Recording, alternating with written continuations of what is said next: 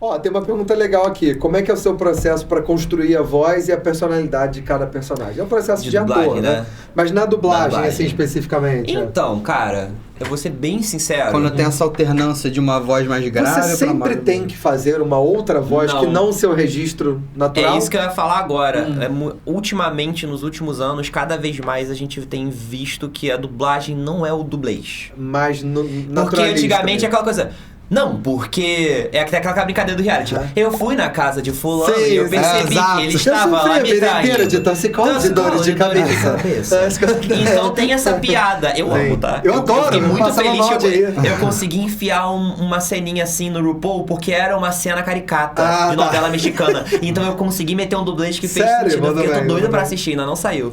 Aqueles comerciais da Polishop. Ele é maravilhoso. Eu adoro. Mas assim, eu gosto dentro desse contexto de humor. Sim. Só que dentro de uns tempos pra cá, o próprio Percy, que é o dublador do Joel, dublador do Voldemort, pai do time, foi meu professor também, maravilhoso, um dos melhores dubladores que eu já vi.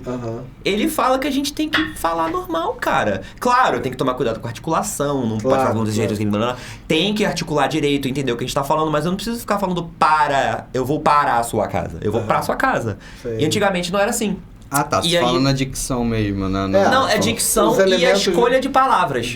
Eu vou para a sua casa. Não, eu vou pra sua casa. Linguagem coloquial. A gente, é a dublagem invisível que falam. Não tem que parecer que tá dublado. A gente não tem que ouvir falar, é uma dublagem. Não, é o pessoal falando. Não é exatamente o texto 100% correto ortograficamente falando. Tanto que quando eu traduzo, eu não faço isso. Porque tem muito essa coisa. Quando eu traduzia, eu ficava assim, cara, eu não tenho que escrever como se estivesse escrevendo um livro. Isso aqui não vai ser lido, isso aqui vai ser ouvido. Então eu tenho que ajudar o dublador, ou o ator, porque eu traduzo pra teatro também, a falar aquilo ali de uma maneira orgânica. E só você vai ter acesso àquele roteiro, né? Ninguém mais vai comprar Inclusive, aquilo. muito roteiro muda. Eu, quando tô dublando, como eu traduzo, eu já mudo na hora. Assim, eu mudo tudo. Porque tem muita tradução ruim, infelizmente. Eu tinha essa paranoia na faculdade, né? Assim, eu me formei em cinema e audiovisual. Então, assim, ou das duas, ou ia quando eu me descambasse, quando acabasse o curso, eu ia pregar para poder trabalhar como roteirista ou ia para edição. Acabou que eu fui para edição. Hoje em dia eu tô parado há não sei quantos anos, já não mexo muito mais, mudou muita coisa da edição de lá para cá. Mas roteiro é uma coisa que eu sempre gostei de escrever, tipo, tanto no ensino fundamental quanto na faculdade, aula de roteiro. Meu português não é nem de longe o melhor de todos, mas assim, eu gostava da liberdade de você criar uma história, de você contar a história através do roteiro, entendeu? É maravilhoso. Eu escrevi pouquíssimas coisas originais, só uma peça para uma escola que eu trabalhava. Mas é isso, sabe? Tipo, a gente precisa entender qual é o objetivo daquele texto. Existe o objetivo do texto jornalístico, o texto teatral, o texto de romance, né, de escrita. Então, eu quando traduzo, eu gosto de encaixar o máximo possível na naturalidade. Eu sou até um pouco ousado. Boto coisa errada, jeitos de errado escrever, porque a gente fala e escreve assim na vida. Então, vai ser mais orgânico. E aí, outra coisa, o negócio da voz também, não só a gente... a gente não precisa necessariamente adaptar a nossa voz ao personagem. Claro que isso existe muito, mas o que acontece muito hoje em dia é também escalarem a gente para falar a voz daquele personagem, porque a nossa voz é assim. Entendeu? Tem esse match vocal. Inclusive, em testes, quando eles fazem testes de dublagem, rola a boca miúda, eu ouvi a fofoca, que não é um teste de talento, é um teste de qual voz combina mais. Então não é sobre... Até um pouquinho de afago no coração, tá? Eu não passei, não é porque eu sou ruim, é porque não combina. Então tem um pouco disso. Tanto que acontece às vezes de um dublador menos qualificado passado que um mais, porque a voz combina mais. Então tem... Hoje em dia tem mais... Hoje em dia tem muito mais disso de... encaixar mais a sua voz. Mas é claro que quando eu tenho que fazer uma voz diferente... eu fico pensando, num desenho animado. Aí é uma coisa que já pede uma voz mais lúdica, né? Numa reality de drag queens. Por exemplo, na Sam Star... Eu falo, mas aqui eu gosto. Como é que ela fala? Então, ela... porque quando eu tava lá no negócio, bicho, eu vi ali que não é bem por aí não sei o quê. Aí ela fala meio assim, só que quando ela tá de drag queen e ela tá mais a energia, eu tô com a voz meio cagada, ela... E aí, pessoal, não sei o quê, não sei o quê. Eu tô muito feliz. Então, assim, é uma outra personagem lá dentro. Então tem esse pensamento de voz, entendeu? Mas porque você vê o original fazendo. Ele faz essa Pode modulação? fazer ou não necessariamente. Não necessariamente. Porque depende, é o que eu falei lá no início, dublagem é imagem. Claro. Então, se eu acho que combina mudar a minha voz aqui, não vai interferir. Entendi, porque só vai acrescentar o que tá aparecendo ali. Sim, perfeito. Então tem isso, aí você pensa... Você é muito criador também nesse processo. Sim, tem que ser muito criador. Porque no fim das contas somos atores, a gente não tá só reproduzindo. Óbvio. A gente tá adaptando. O que é a diferença da tradução pra adaptação.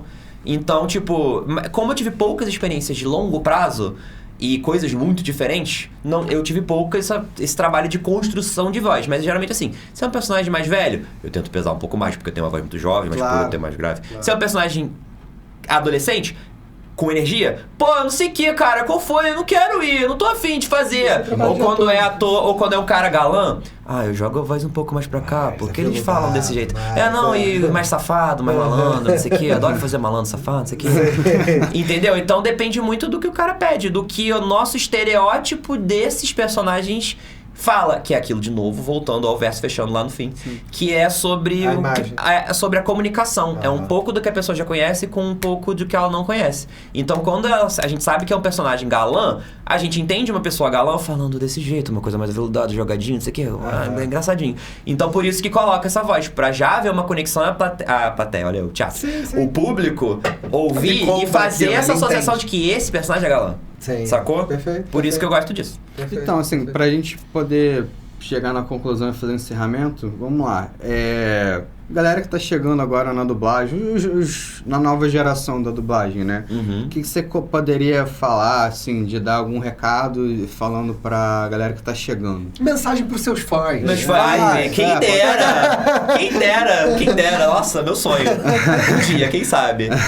Então, eu acho que o mais importante é não desistir. Uma coisa que a própria Mabel César falou e que eu levo muito pra mim não são os bons que ficam, são os resistentes. Cara, isso infelizmente é uma realidade. Então, se você tiver a oportunidade de financiar essa carreira no início, não desiste. Porque mesmo que você sinta que não tá tão bom, mesmo que você sinta que não tá chegando aí, vai chegar uma hora que você vai ficar há tanto tempo que vão falar, porra, esse garoto aí já tá um tempão, né?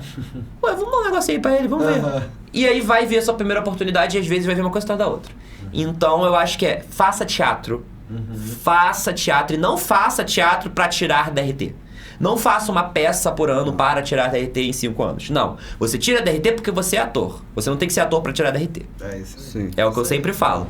Aprenda, estude, assista a dublagem.